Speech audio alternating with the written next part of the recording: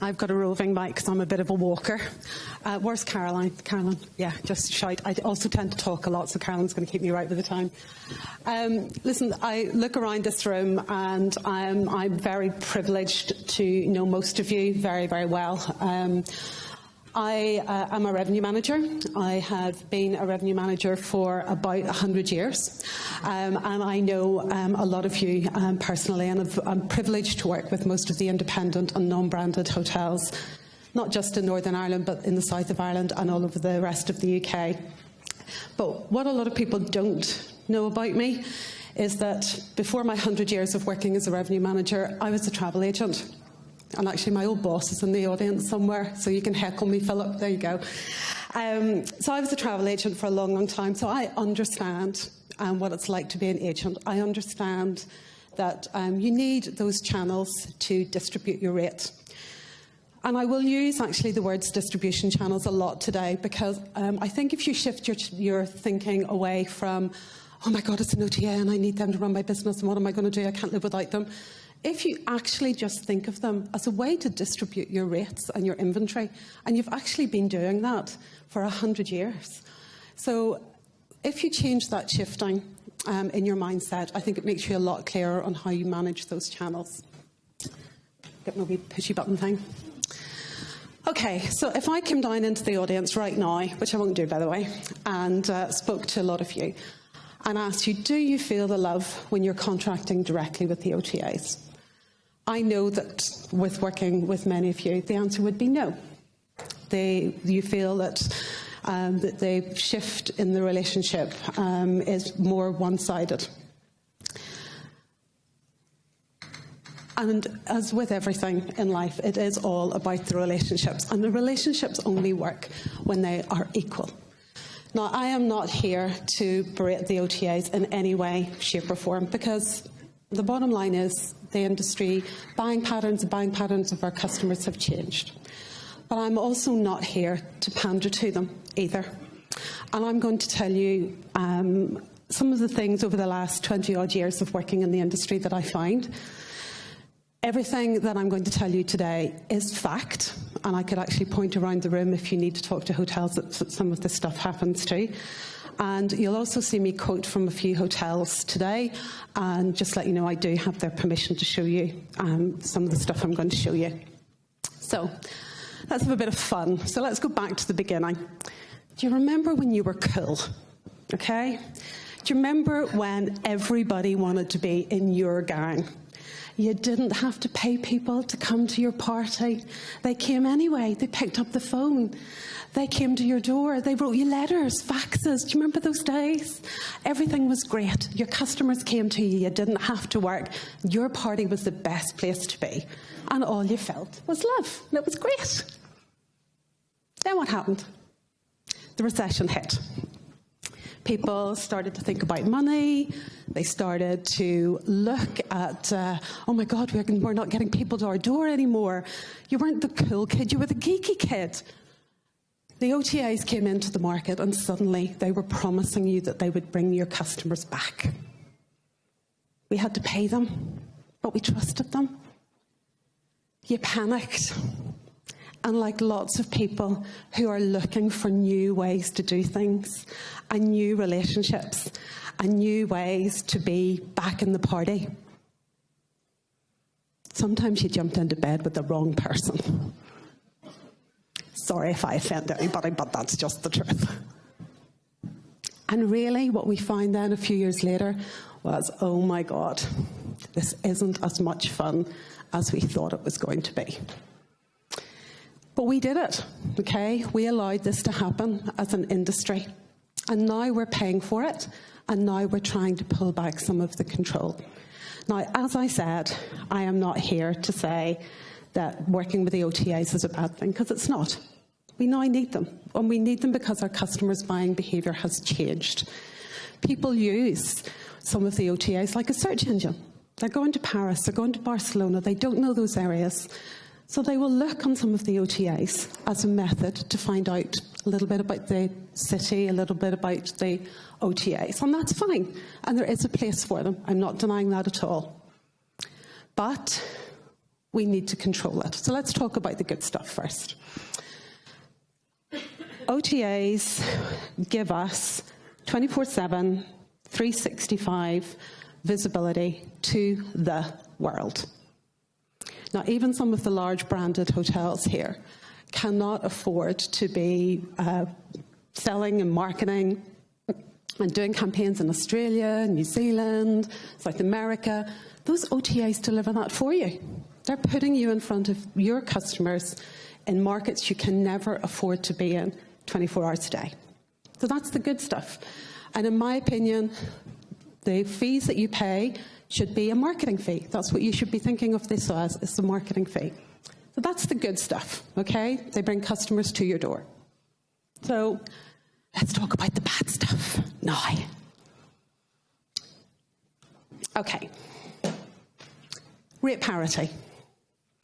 So this is the practice of contracting you guys to sell the same rate to the same customer on the same channel at the same price, and you have no control over that. So let's think about that for a second. If you, as a hotel, are distributing rates, do you sell the same rate to your corporate as you do to your tour group, as you do to your wedding guest? No, you don't.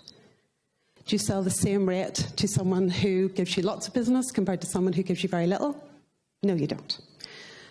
But if you look at your OTA contracts, you are signed up to rate parity.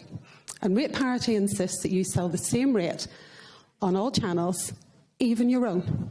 So you can't officially sell a cheaper rate on your own website because you've signed up to rate parity agreements. Some of the OTAs will tell you that gives them a level playing field, and why shouldn't they have that? I disagree with that. I think you should be able to control your own rates and your own inventory, and you should be able to sell cheaper on your own website. They have got a little bit more flexible in that over the last year or two because some countries have taken them to court. But in the UK, on your contract, you have a rate parity agreement. Let's talk about allocations. Some of the hotels that I work with will be told, I'm not going to mention anybody's name here, none of the OTAs, but you can only be in our programme if you give us a 2-room allocation on a 48-hour release. And you think to yourself, that's okay, I've got 100 bedrooms, it's fine. I get a lot of last-minute business. If they don't sell the rooms, I'll fill them, it's no problem. But actually, let's think about the practicality of that. So fast forward to next weekend. You're full. You've got a wedding in, you're fully booked. All your channels are closed, you can't sell on your own website. But hey, an OTA has 2 rooms in their back pocket that they can sell to your guests at a very high commission. So you're giving your inventory over to an OTA and stifling your own availability. That's a fact. And for some of the larger hotels here, if you have a channel manager that's managing those channels for you, and they interface into your property management system so they see live availability, do you think those OTAs use that 2-room allocation that they have first? No, they don't. They take your live inventory and they sell, and only when they get to the last minute, when everyone else is closed, do they use their 2-room allocation. Fact. What you're then giving them is effectively last-room availability. So how many of you would even give your high-paying corporates last-room availability? But you've just given it to an OTA. And lastly, on this bit, packages. I have a very prestigious hotel who showed me their OTA contract, and there's a little bit on about page 36 about packages. And I said, why did you sign this? And they said, well, we know you don't like us putting packages on OTAs, Adrienne, but we thought we'd sign it so that just in case we need to do it. Read it. Read the contract. Read what that actually means. Because what it means for the OTA is that you sign up to their package deal. What it means for them is they can package your hotel with an airfare, which sounds fine, no problem, but they take an extra 10% commission on top of the commission that you're already paying them. Fact. Cancellations. I'm a revenue manager. I do your figures. I have to forecast and predict what you're going to be selling on any given day. This is not my study, by the way, but a certain OTA came out in the industry last year and said 47% of all their bookings cancel. Fact. How on earth do you try and revenue manage that if you are holding 20 rooms for this weekend on an OTA and the day before arrival, 10 of them cancel? Fact. Bait and switch. Now, this is my favourite one, okay? I have in this room a hotel that does not contract with a certain OTA. Will never contract with a certain OTA. But if someone is on that OTA website and they type in a date and they type in that hotel name, even though that hotel is not contracted with that OTA, that OTA brings them to a page with the hotel's picture on it, all branded, looks lovely, and says, sorry, we don't have availability at this hotel, but why don't you try one of these? So even though your customer wants to book your hotel and just happens to go onto an OTA to book it, if they're not contracted, they will push them to another hotel. So you will have potentially lost the ability to sell to the customer who wanted to come to you in the first place. Fact. Loss of contact. What we also fail to remember through all of this journey is they're not, as Dave said, the OTA's customer. They're your customer. They're coming to you because they want to come to you. We don't get their email addresses. You can understand why. The OTAs don't want us to communicate with them. But because we don't do that, we don't get any of their details. We do not know if that customer's been to us before. Do they like the room by the lift? Do they like apples in the room, not grapes? All those things that we can do if we know who the customer is. We don't do that. We can't do that anymore. So we cannot personalise the customer's journey. Loyalty programs. As an independent hotel, it's very difficult to come head-to-head with an OTA who will offer, stay 9 nights, get your 10th free. You're automatically signed up to their loyalty programs, whether you like it or not. And that lovely commission that you pay them is paying them to offer a 10th night free to your guests. You also have programs that were pitched to you. And I have to name this person because you'll know who it is when I say the name. But Booking.com's Genius program, you're automatically opted into that. It's pitched to everyone as a business program to try and encourage corporate bookings. You don't have to have a VAT number to join that program as a customer. You don't have to have a company name. It's open to everybody. So you're diluting your business. Great one. High commission. I have a bee in my bonnet about the commission, and I'm very happy to talk to anybody afterwards.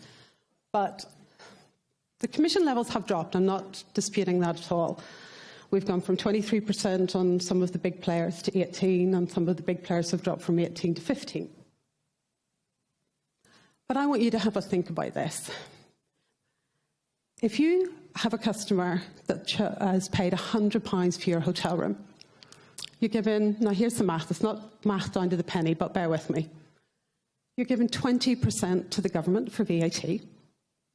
The cost of having a room occupied in a hotel in Northern Ireland today is around 42 quid. You are giving your chef an allocation of, let's say, 6 quid, 7 quid for breakfast.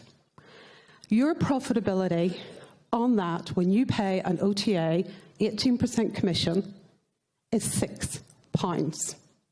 That's how much money you're making. An OTA is making 3 times the amount that you are making, and you're delivering the services. Fact. What do they use that lovely commission for? Well, it's not to buy the CEO a Lamborghini, which I'm sure he has anyway, but it's to bid on your brand name.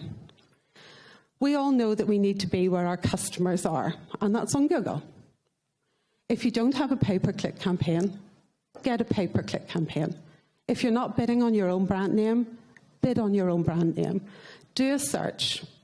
And I can guarantee that for most of this room, if you type in your own property's name, ahead of you will be Booking.com, Expedia, and TripAdvisor. You are using your commission to fund their pay-per-click campaign to be above you on Google. Fact. This is one that a lot of them will dispute, but I could, again, point to several hotels in the room that this happens to. You give certain operators net, confidential tour operator rates, and suddenly they appear on OTAs. Your net, confidential rates. Fact. And all of this leads to a loss of control. And guys, we gave that control away. All I'm saying to you is there is an absolute place for the OTAs, 100%. But they don't have to control your business. And if you're contracting or about to recontract, look at the contracts. Don't let anyone junior in your organisation sign a contract for an OTA. Make sure it passes a senior manager's desk, because this, guys, is affecting your business. Okay, this is with the permission of the lovely Park Avenue Hotel. So what do we want to do? We all want to get our little piece of pie. We want to take a little bit of control back. We want to start playing on a level playing field. And there's been a lot of buzz in the industry for the last few years about a book direct strategy. If you adopt a book direct strategy, are you going to switch your business from the OTAs? No, you're not. What you are going to do is take some of it back. You're going to claw some of that control back. But guys, we've left it too late. Customer behaviour has changed. Customers are booking on OTAs because their booking patterns have changed. But what we can do is do our best, and here's some of it. So this has worked really well for the Park Avenue, and they're very happy to stick their head above the parapet and let me show this. So they're bidding on their brand name. They have a pay-per-click campaign, and they pay to be in that slot. You can see, ad, Park Avenue Hotel, official site. Go with strong messaging. Book direct, it's always cheaper. They don't have a rate parity. They buck the trend. They don't care. We've got a cheaper rate on their own brand website. It's always cheaper. Best B&B rate, book direct and save. Make your messaging clear. Oh, I'm not. Excuse me. On their website, under the book now, best rate guarantee. Make your messaging clear. Their websites, book direct and save. No deposit, breakfast included. No need to look on any other website. This is the best rate you'll find online. Book now, pay later. Free cancellation, no deposit, breakfast included. Tell your customers what they're getting. Even on their marketing, every email that they send out from the hotel, no need to check any other website. We guarantee the best rates. Does this hotel still get a massive amount of business from the OTAs? Yes, they do. And again, I'm allowed to share these figures. Year to date, because of this campaign, on one OTA alone, they have dropped their commission bill, year to date, by £25,000 to one OTA by adopting this. So, what else can we do? Well, first of all, just some of the stuff that's not on this slide. You need to be where your customers are. So start that journey on Google, okay? Get your pay-per-click campaign. If you don't invest in your website, you need shot, every single one of you. Happy to do that, by the way. Oh, sorry, Mark, I shouldn't have said that. That was a bit close. Sorry, too soon. Too soon. Have a great website, okay? Make it design-led. Make it, cut out all the text. We don't need to know about your wonderful, 57 lines describing whatever. Look at some of the best of breed websites. Make a great website and a brilliant journey. Have a secure booking engine. Have a market-leading booking engine. Make it easy for your customers to book and have clear call to actions. But when you get that guest, communicate. Send pre-stay, in-house, post-stay, bring back emails. Communicate with your guests. Use your data. You all have property management systems with hundreds of thousands of records in them of guests that have stayed. Do the GDPR checks. Happy to talk to you about that later if you need to. But communicate with these guys. They're your customers. Use your front office. You have people standing at your front office communicating to your guests. Ask them for their email address. Tell them why you want it. I did a campaign in a hotel not that far from here last year, and we asked every single customer who had booked through an OTA why they had chosen to book through an OTA and not direct. And we gave them 5 answers. We gave them a free drink in the bar if they completed it. And 87% of all of the surveys that were filled in, the customer said, we didn't know we hadn't booked direct because they clicked on the first person they saw on Google. Okay? So communicate with those guests and tell them that you're always going to find the best rates with us. We'll send you out offers. Communicate. Personalisation.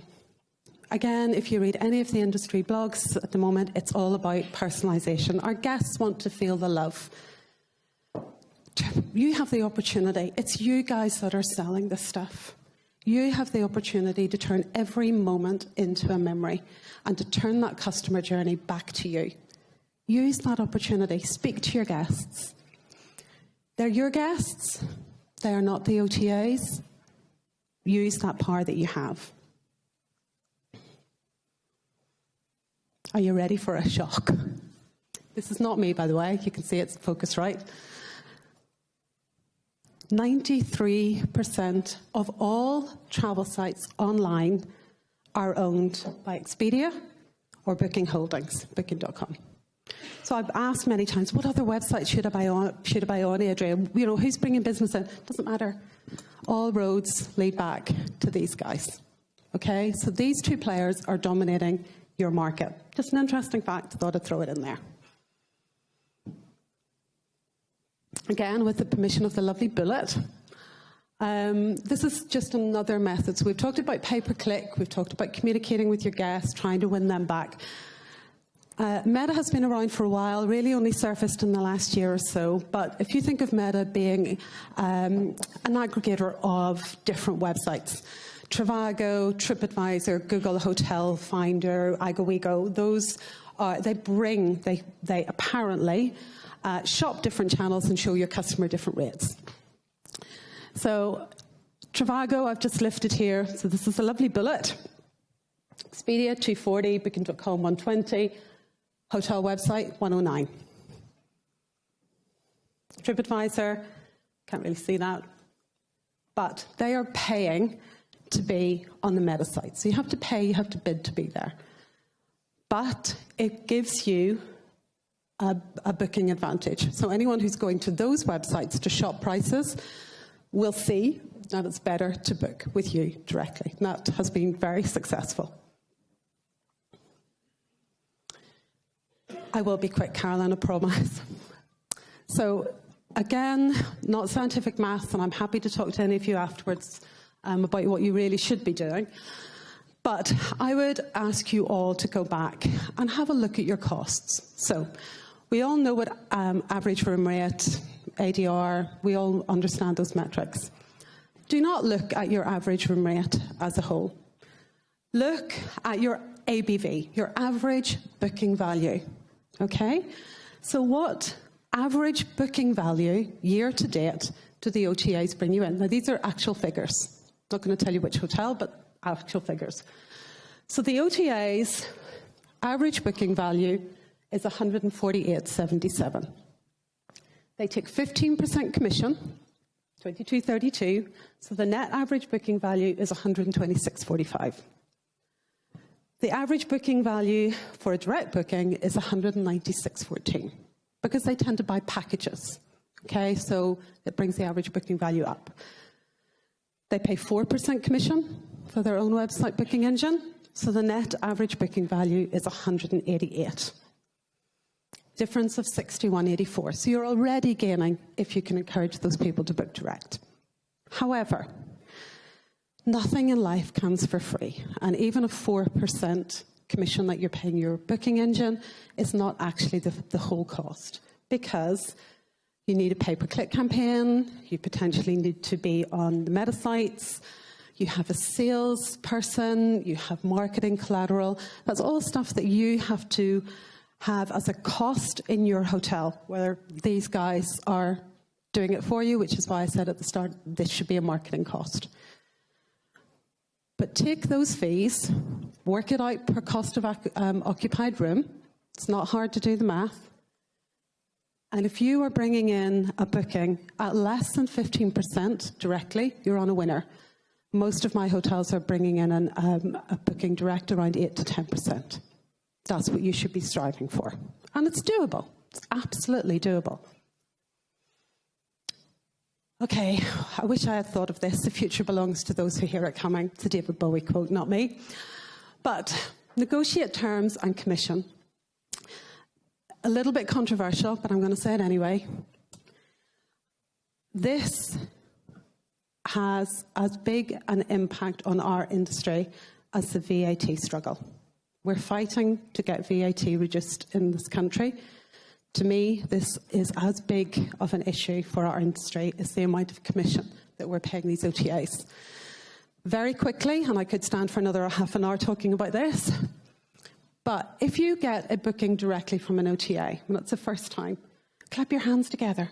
Love it. Take the commission. Enjoy that customer.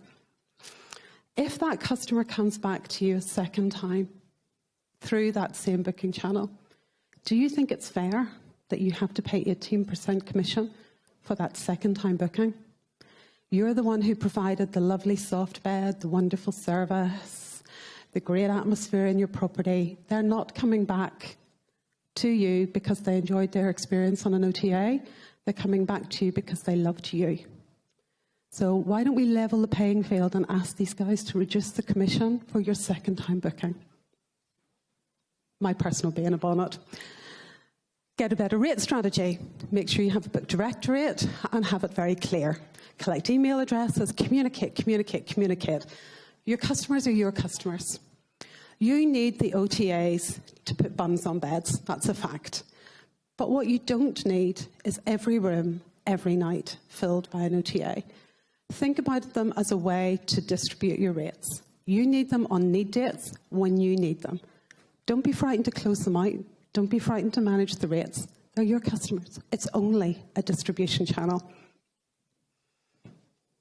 Take back the control, level the seesaw. This is me, by the way.